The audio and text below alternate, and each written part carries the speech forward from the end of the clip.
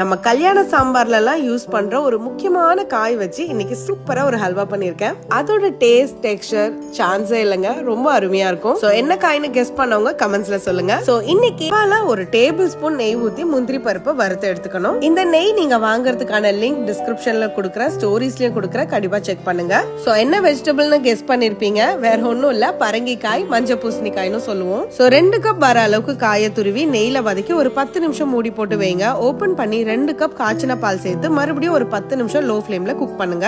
பால் இந்த அளவுக்கு சுண்டின பிறகு 1 கப் பொடிச்ச வெல்லத்தை நீங்க உள்ள சேர்த்துக்கலாம். நல்லா கலந்து கொடுங்க. லைட்டா தண்ணி விடும், அது மறுபடியும் ட்ரை ஆகுற வரைக்கும் வெயிட் பண்ணுங்க. வாசனைக்காக குங்குமப்பூவும் ஏலக்காய் தூளும் சேர்த்துக்கோங்க. ஃபைனலி 2 டேபிள் ஸ்பூன் நெய் சேர்த்து ஒரு 5 நிமிஷம் கலந்து கொடுத்துட்டே இருங்க. அதோட மாய்ஸ்சர் எல்லாம் கம்ப்ளீட்டா போயிடும். சோ இந்த மாதிரி ஹல்வா கன்சிஸ்டன்சி வந்ததும் நம்ம வறுத்து வச்சிருக்கிற முந்திரியை உள்ள சேர்த்து நல்லா கலந்துட்டு இறக்கிட்டு வார்மாவே சர்வ் பண்ணுங்க. செம்மையா இருக்கும். சோ நீங்களும் கண்டிப்பா ஒரு முறையாவது தமிழ் பசுனை வாங்கி ட்ரை பண்ணி பாருங்க. எப்படி